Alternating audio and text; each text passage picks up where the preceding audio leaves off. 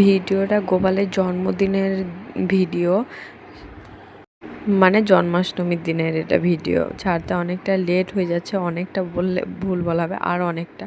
তো এই যে এটা আমার দাদাদের বাড়ি, তো দাদাদের বাড়িতে গোপাল আছে, তো সেই জন্য ওদের বাড়িতে রাতে পুজো হবে, সেই জন্যই চলে গেলাম বিকেলবেলাতে।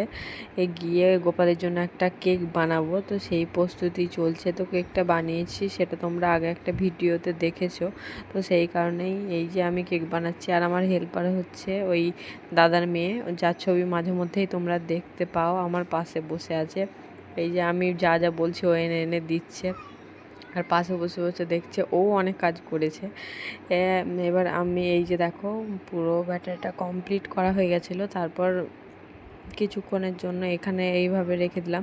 তোমরা ভিডিওটা দেখেছি, যেহেতু আলাদা করে কিছু বলাই চলে না। তো এই যে বড়া হবে, সেই জন্য ও তালটাকে ঘষে নিচ্ছে, আর নাড়ু হবে, অনেক কিছু মানে 5 রকম ভাজা হবে, লুচি হবে, সেই কারণে প্রস্তুতি চলছে। তো করতে করতে রাত হয়ে গেছিলো, আর রাত 12টায় যেহেতু পুজো, সেই কারণে এই কোনো তাড়াহুড়ো ছিল না, আমরা দুজন মিলেই সবটা করেছি বললেই চলে।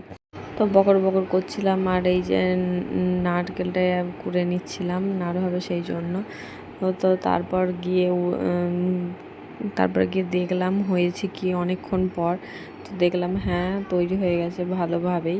তো তারপর যে ভাজাভুজি মানে যে ভাজাগুলো হবে সেইগুলোই কেটে নিয়েছিলাম। আর এই যে দেখো কাটা সব রেডি হয়ে গেছে। এবার আর লুচির জন্য ময়দাটা মাখবো, তো লুচির জন্য ময়দা মেখে আবার লুচিও করতে লাগবো। এগুলো কি বলো তো, শুধু ভিডিওতেই সম্ভব, সামনাসামনি যে কত সময় লাগে সেটা যে করবে সেই বুঝতে পারবে, অবশ্য সবাই করে। তো এই যে লুচি ভাজা শুরু হয়ে গেল, আর রাত হয়ে গেছে দিন থেকে, তোমরা দেখতে পাচ্ছ। তো লুচি হয়েছিল, বড়া হয়েছিল, 5 রকম ভাজা, আর পায়েস, তারপরে আরও যা যা হয় সেগুলোই সব।